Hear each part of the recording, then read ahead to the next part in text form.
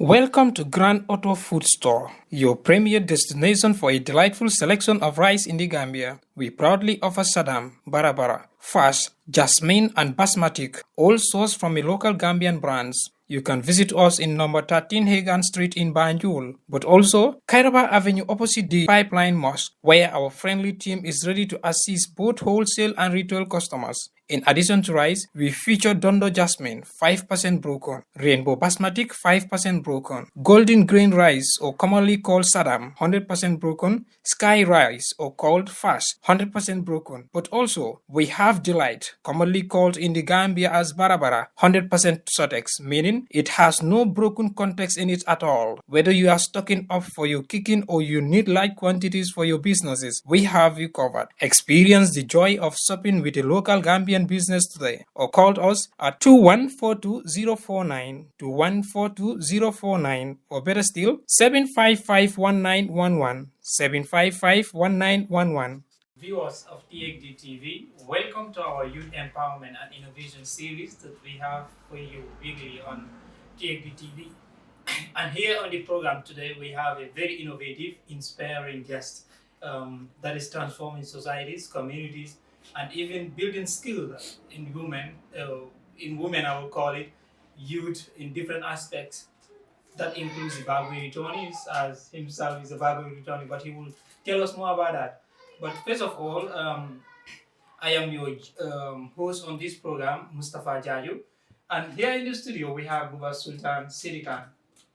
Welcome to the program. You're welcome, Mustapha. You're welcome. My name is Buba Sultan. I welcome you guys at THDV TV in Faratu Bojankunda here. Yeah, you're welcome. Yeah, Buba, before we delve into the question aspect of it, we would want you to tell us a little history of who is Buba Saidykhan. Buba Saidykhan, like how now I used to say it, Buba Saidykhan is a Bagwe returnee from Faratu Bojankunda here. I can say in the next 2 weeks I'm gonna be 32 years old. Happy birthday in advance. Yeah, thank you very much. Then, thank you very much. So that's me. That's Buba Saidykhan. Yeah. We have said, considering you as a Bagwe returnee, you have started a journey that is entrepreneurship and also some kind of educational stuff like the Saidykhan decoration and skills, the academy that you have. Can you tell us something about that? Okay. It all started from when I came from Bagwe. Tribal means I said, okay, what really triggers me to go to this Bagwe is lack of support and others and lack of skill as well. Like how right now I used to describe it, lack of skill.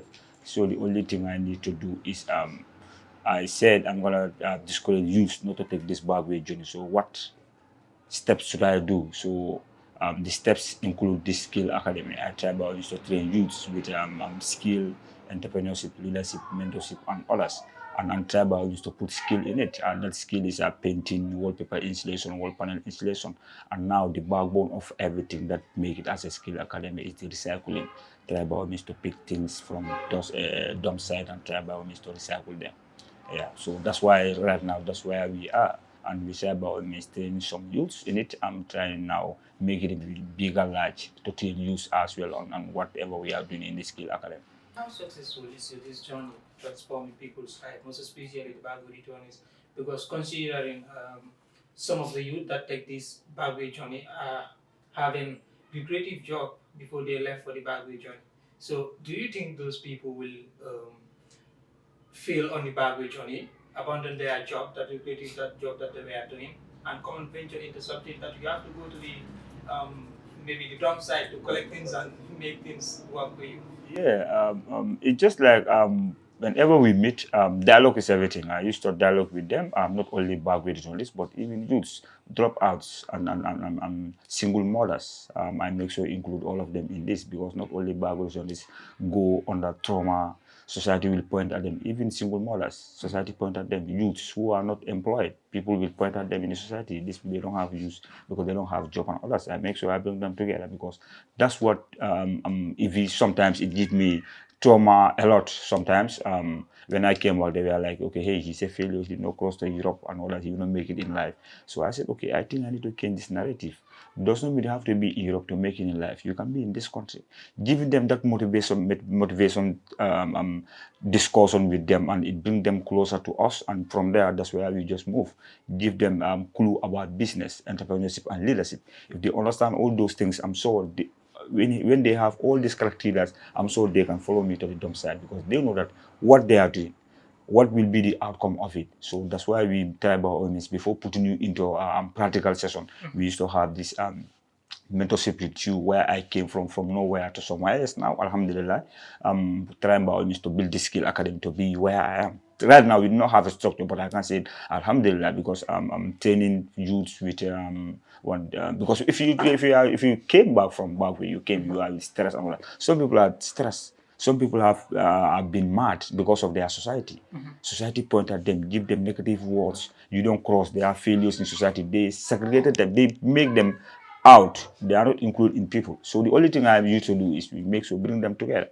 So bring you together, you'll be close to me, one on one. I will know what you want. You know what I want. Me to the question that did you came with millions from your backward journey? Because considering the some of these things that you are doing, it needs resources, even though you are using recycled materials.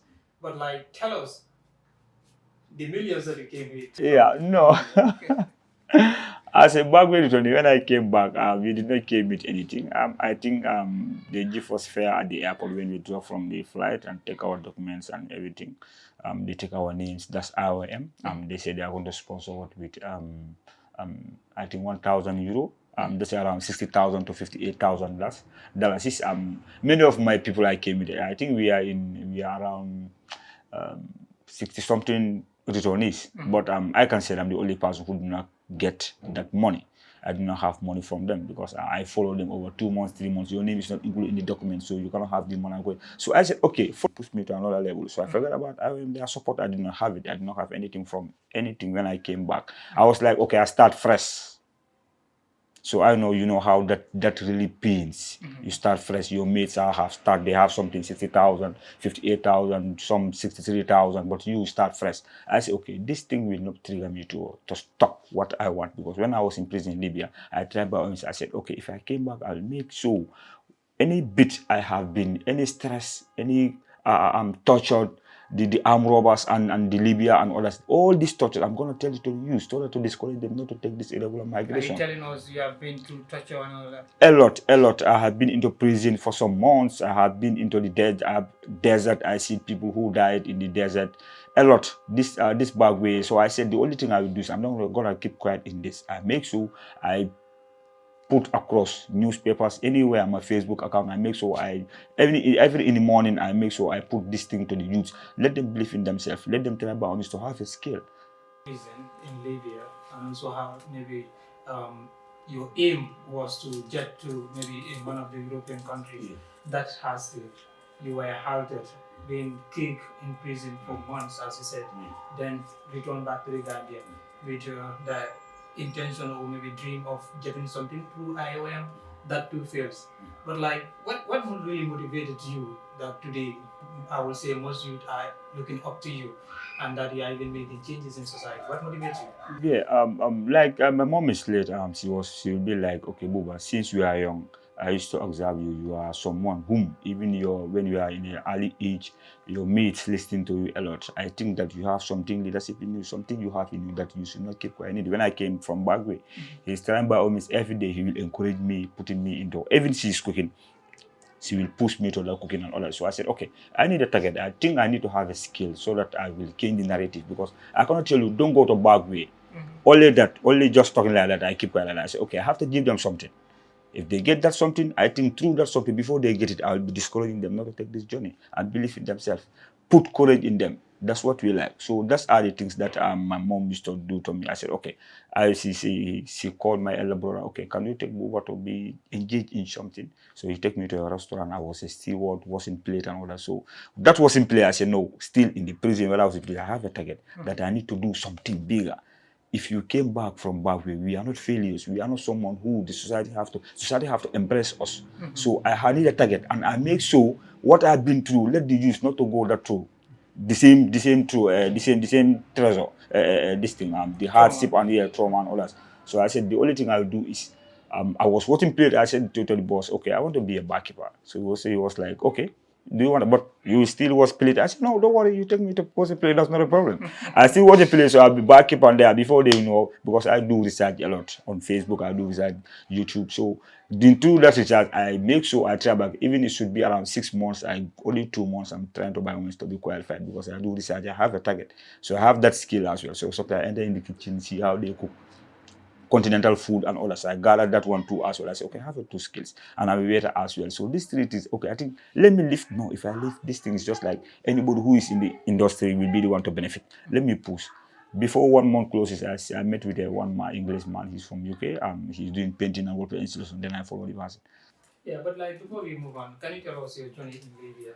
Were you just a street boy there, or what were you doing in Libya? No, I'm not a street boy, because everybody, we have a target, because I have a target to change the narrative.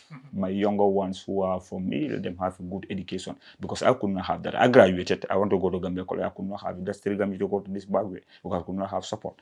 So in Libya there, I have to kill myself day But in like day. you don't have support to pay for your college fee. Yeah. How were you able to travel all the way from Gambia to Libya? Okay, this is the question many journalists ask me. Yeah. When I was having WhatsApp phone, so Android phone. I sell the Android phone around, I think, I said 3,500, but the person bring me down, because I have a target. The person bring me down to 2,700. That's what I get.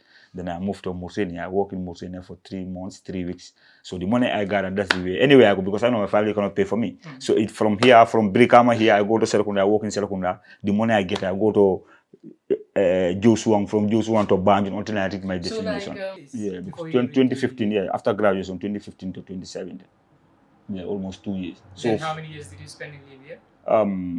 Almost around, I can say around 1 year, 2 months, because most of my time in prison, I spent most of my time in prison than in outside. Tell us. Yeah. So through that, in Libya down there, my mom have 6 boys. She could not have a girl child that much. They are all young. It's two girl child. So we men, we are the one who play the role of a woman. We can cook, we can wash, we can iron and all that. So before moving, we are able to do all those things. So when I was in Libya, I said, okay, the young boy, these people, because I like business. In where we stay, they call it foyer. That's where you camp before you'll pay your boat. Where we always go and buy food outside and all that. So I'll be the one to cook for them and all that. It's okay. In the morning, everybody do your things by yourself. Why not seeing business in this? Let me put business in this. So I try by my to form this fast food, small fast food. In the morning, when we play early in the morning, Fajar, before they come, I go to the supermarket and I buy some crate of egg,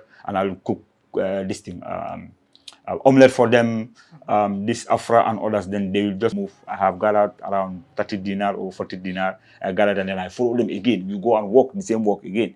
Before I know that now it's 2 hours or 1 time they will close. Then I close. I come to the to where we stay. I try by means to cook this fry rice and all that. When they come each plate, I sell them. I'm doing business down there. So I can send money, but in Libya you cannot send money. Only this big agent can send money. So I cannot send money because I already pay my boat to cross. So the money left with me, I cannot play with. So the only thing I was doing with the left of the money, that's why I get money in Libya. I get money that much. So the only thing I do is in the fire. Some people will be sick. Some people cannot. They have parents before they send money to this one time, and they are sick. You cannot take them to the hospital. Libyan, they will not treat you. So the only thing I do is I go to the pharmacy and buy some stuff, medicine, and others. If you come, I just give them, because I'm a science student. I give free medication to them and others, relief and others. So these are things that I'm very good. So even in Libya, I was doing that. I said, okay, coming back, these are the things that I should do the same as well, because in Libya I have been a lot. Because even gathering all those money, helping the migrants, some Gambians, especially our agents, will be like, okay, in Tinajang, he want to do something, me and them from Mantalakaka and all that. Some I don't understand. We really understand, because I was getting money. Because I have in the morning fast food. I'll follow the boys. We go and work. I come. Meaning I'm getting money throughout a day. So it seems like, okay, no, this boy can come here after just this month. They start to report me to the armed robbers. Wow. Even I want to buy crate at the supermarket. I'll be like, I'll see they are standing with their guns waiting. they recognize me. So the only thing I do is sometimes I dodge from them. Sometimes I even dodge from bullets. Sometimes because you just see because they want to wound me or my leg. They don't want to kill me, but they wound me so that they can have money from me, or they will kidnap me to get money from me. So these are the things that I can tell you your ones. Libya is not easy. It doesn't mean that you come here today, practically you go in Libya, you are in Italy. No, it's not like that. And in the desert, we have seen many people. My cousin brother died in the desert. We can't even bury the person. If you want to bury the Libyan, yeah, we are together with him. Yeah, because we can't even bury the person because the Libyans were like the drivers who are in the desert. They will just jump you there. If you want to bury the person, they'll just go and leave you there. I mean, you will die before other part, because in Libya you don't see like from here to Brikama, Yundum, it's all about this desert. Desert is really big. You only see sand like this, seems it's over high. So these are the things that are there. So they don't have mercy with us. There's many people died. Some people are sick. Before you know, they will get stressed and come. All your food, they throw it, and you're gonna go and pick. Yeah, but like during your time in prison in Libya, what happened to your money that you were earning in Libya? Yeah. Why our first move from this place Agadez to this place to Libya. When we 5 days in the desert, but when we reach, the first thing we reach, I see myself in prison. Wow. And we already paid our money that we are going to be in Libya. We will be free to work and move until we reach in Tripoli. Because mainly like if you reach in Libya, in Libya, to go to Sabah is another journey again. So you need to work and go. Or your parents, they let them send money to you and move. So these are things that we move. So I'm in prison. After the prison, because when I was in Gambia here, I can speak my Arab, my Ustaz, that's Ustaz law. Thanks to him, we always speak to us Arab, this Arab issue and all that. So Arab language. So I pick a lot. So when I read in prison, the first day I said, okay, my parents cannot send money for me. How can I get out of it? Because they are asking for ransom. 25,000, 30,000 dollars for you to be free to start work. So I said, oh, if I had known, this is not the way. So I was in prison. So I see one Arab man, I discuss with the person, then he just, okay, now, okay, you come. Because if you can speak their language, you are their friend, truly speaking. Because communication barrier will not be there. Yeah, so he just, okay, come on. Then work for me at my farm. Then I work for his farm for some weeks. Then I'm good to go. I'm free as a free slave, and that's how it is. Then I'm free. Then I went in the Libya again. So the second, because 3 times I tried the boat 3 times. So when I tried once, I walk again. I went to try the first boat in the prison again because our boat cannot cross. Because in Libya down there, by then they did not have any job. The only job they have is that our Gambians and these African agents introduced to them and sell these people to get money. You do not have any job because of their war. But if they sell the migrants that they have there, what will those people be doing? Who? As slaves. Yeah, they'll be saying you'll be in one. They will hold you here like this. If they want, they give you food. If they don't want, they will not give you food. And sometimes the food they will give you guys is really crazy. Yeah, like noodles. They will cook noodles with only water. They will only boil it. When it's okay, then they'll just give it to you like that. But They like don't even have that by those people, what did they do with them? Yeah, some people you will go to the farm. You go and work for them. Or if they buy you, they are going to put you into another cell again. For you to call, they will give you food. For you to call your parents to send money to them so that you'll be free. So if you are not free, they know that you cannot have access to. They will kill you, or they wound you, or they take you to their farm. You work for them as a slave until when you are free. So that's how they are dealing their business in prison down there. So when we try our first boat, I could not cross. They bring us back to the prison. We could not cross the second boat again, the same thing. So the third one, that's the highest prison in Libya. With that, if they caught you guys at the sea, they bring you back to those. When you is armed robbers, you will be in their cell for them to sell you again. But when there is military, Libyan military force, you have to be in their highest prison in Libya, and in that one, IOM is the only person that will take you out from that place. Then you will send back to your country. For them, they are straightforward. But if you see yourself in prison and they are looking for ransom, know that those people are armed robbers. And armed robbers are more than any other person. And some even policemen are there that having a friend of an armed robber. So if they push the boat to go to Italy, they will take another boat to cross because we don't have any gun. The only thing we have is our fuel and this thing, drinks and others. So from there, they will say that we are going to bomb all of your boats. So the only thing you do is you surrender yourself before you die. So they will just cut you guys and take you back. From that, with all this stress and also struggle that you have been through in Libya, and also even before getting to Libya, you came back into Gambia, and now you're having your own academy. Tell us the story of that. With these skills, when I get the skill, from steward to a barkeeper, from a barkeeper to a waiter. I try by all means to try how to do cooking as well as continental foods. I try that. I even have a fast food, that's Saidykhan fast food. So I was having here in far out of here. At night we always go out because I said I like business, so we always go out. But when was having a fast food here, many people will come there and eat and all that, making profit and all that. So gathering all those money for the skill academy. And I'm sure some people will be asking, okay, why is the skill academy? Where is the fast food and all that? All those money I gathered because I was having a target. Just some period, I'm going to stop the fast food to target for this because I want the skill.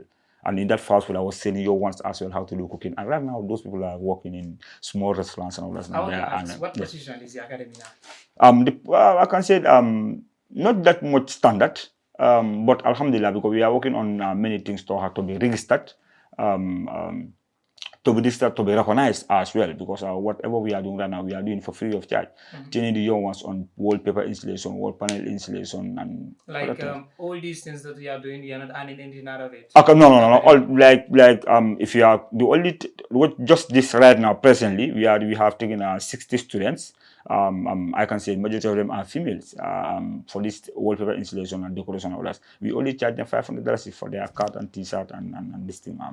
On document this thing and handouts and all that. So that's the only thing. So if you see, truly speaking, some people will be like, hey, in a form of they are form $500, but that's too small for training for 3 months. But that's not our target. We want to target a lot. Even this full year, we want to target over 500 youths to be trained with skill. At least I'm sure from there we can pick up anything. But we want to have our own structure as well. So we have a structure. This will be a thing that when I came from back, we up to now is around 9 years to 10 years now. Some of my friends are in Libya. They don't want to come back to this Gambia. They cannot go cross. They cannot come back because why? The society, what they will point at them, like what they did to me. So I overcome it. So bringing this skill academy to have a structure, complete structure where I use anywhere you go in. Hey, there's a skill structure there. It's a first ever Bagway skill structure in this country. It will encourage the younger ones, especially the boys that are in Bagway and female. They will try Bagway and come. Oh, if I come, Saidykhan is doing great. I will also do great. That's why I did not name it as far to Boyangota Skill Academy. I name it as Saidykhan Decoration and Skills Academy. Yeah. So that the Sony will be there. If you are down there, you know that okay, he have do this a Bagway. I also can come and do more. And I'm sure if they come back, they can do more. So some people who are sitting here, like youth who are here, they can do more than what I'm doing. They can also do, and they get skills. I think we emulate ourselves with this kind of things that we try about to give to the young ones. Kenya is a superpower. They start from nursery level. You see them, they are training their young ones with skills and others. So I think if you also start with these things will change. Right now, when I came from Bagway, I never prayed that I want to go to Europe. I swear to God. If I have, I will go. But I never prayed I want to go to Bagway. I want Europe to find me. I don't want to find Europe now. That's the mentality in me.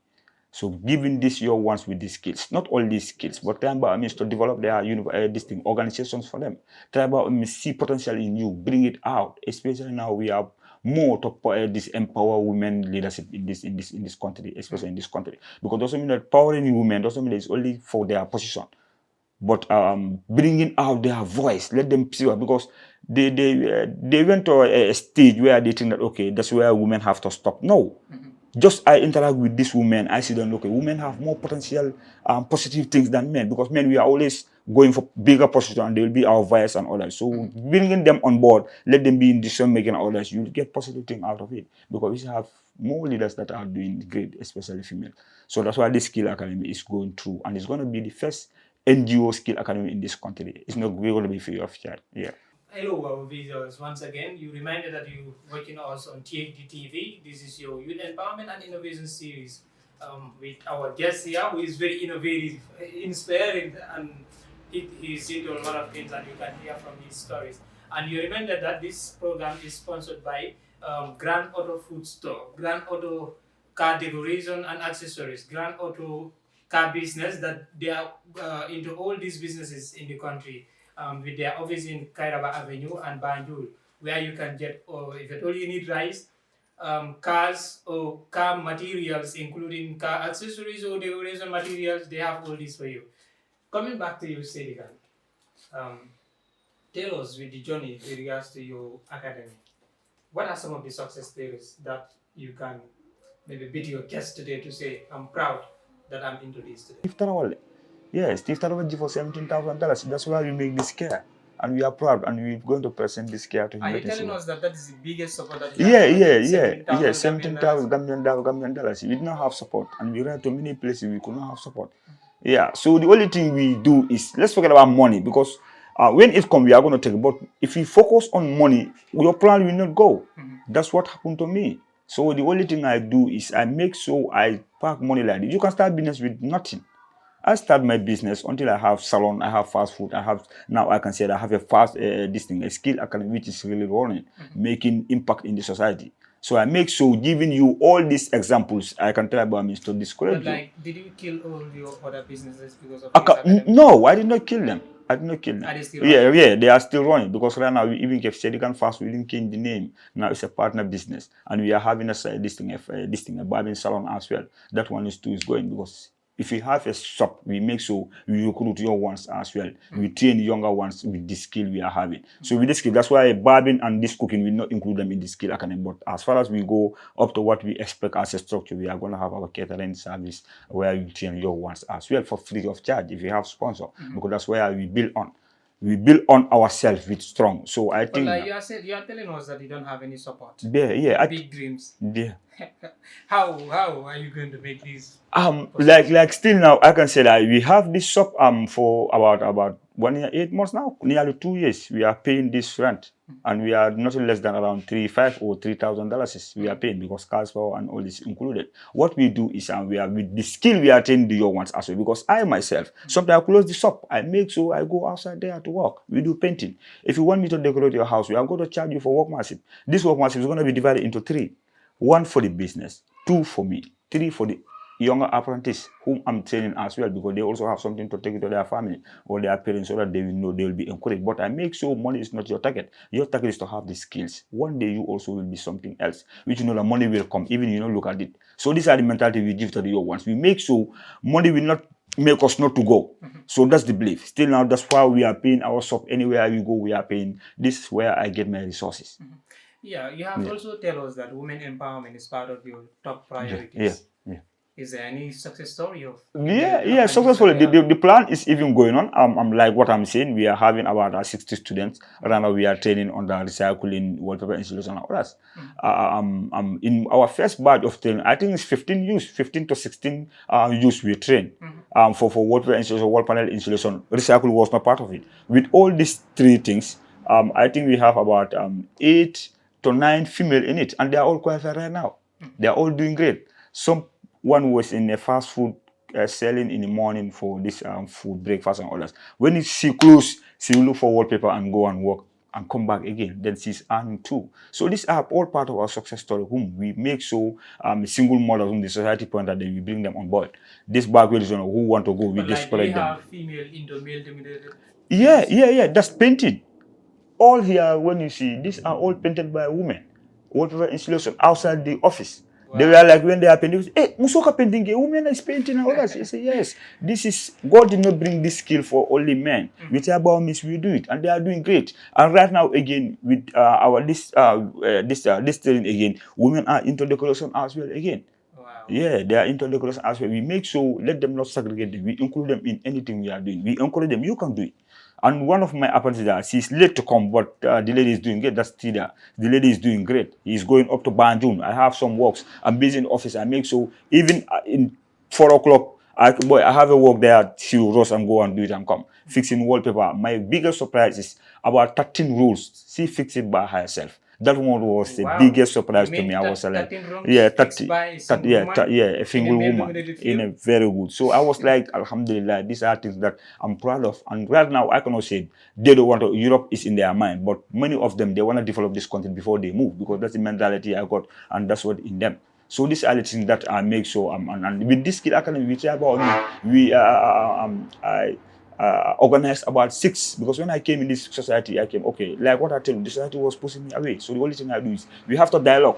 Dialogue is the only thing that will bring youth together. The only thing I do is, I form Fatu Bonyokuna Teachers Union. We have a lot of teachers here, bring them together. We have student union, we have artist union. We have all those things are things that... with all these stages of life that we have been through, I think the mentality, they have to change the mindset. Like what I said here, change your mindset to change situations. This is always, anytime in the morning, if I come, before I said Salam Alaikum, I always be the first person to come, but I see this as our motto, my personal motto. Yeah, change the situation. So change your mindset so that you can change situations.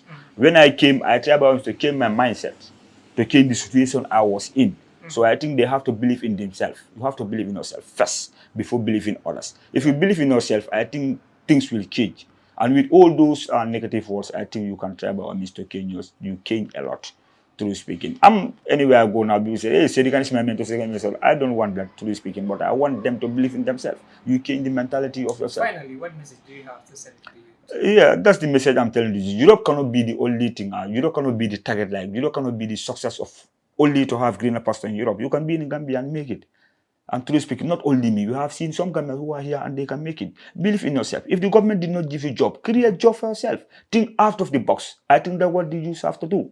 If you think out of the box, you will be successful. And if you're successful, try by all means to include young ones that are there that they can also be successful. I'm not successful, truly speaking, but I make sure what I do, the proud I am. Jaro Soma, my apprentice are in Jaro Soma doing great, and we plan by all means to do great thing for him there. So because if I train you, I make sure you go and train another person again, 2%. So you have to know anybody. But in my what I do, you have to, if I train you, you train 2% as well. So if I leave you, it's gonna be 3 people. Viewers, this brings us to the end of the program.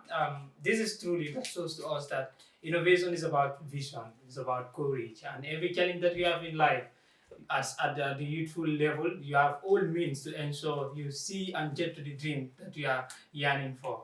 That is Buba Saidykhan, commonly called Buba Sultan Saidykhan, that we have on our platform today, that is the Youth Empowerment and Innovation Series. But we are reminded that Grand Food Store, or Grand Auto Food Store, and Grand Auto Car Decoration and Accessories, Grand Auto Vehicle Selling Points. This is the program or the company that is proudly sponsoring this Youth Empowerment and Innovation Series that is bringing we are bringing to you every Wednesday on TXT TV. On that note, we are saying thank you to you, Buba. Thank you, you're welcome. Yeah, and thanks to our viewers for always following us on this beautiful program. Welcome to Grand Auto Car Decoration and Accessory Store, your one-stop destination for everything your vehicle needs. Enhance your ride, from stylish seat covers to essential car batteries and engine oil. We have a wide selection of products to personalize and maintain your car. We are conveniently located opposite the Pipeline Mosque, and our friendly team is dedicated to making your shopping experience enjoyable. Don't forget our car selling point at Grand Auto Company Gambia Limited on Kairaba Avenue, where you can find various car types. Let us help you transform your vehicle into something special. To reach out to us, please call 2142049, 2142049, or better still, 7551911, 7551911.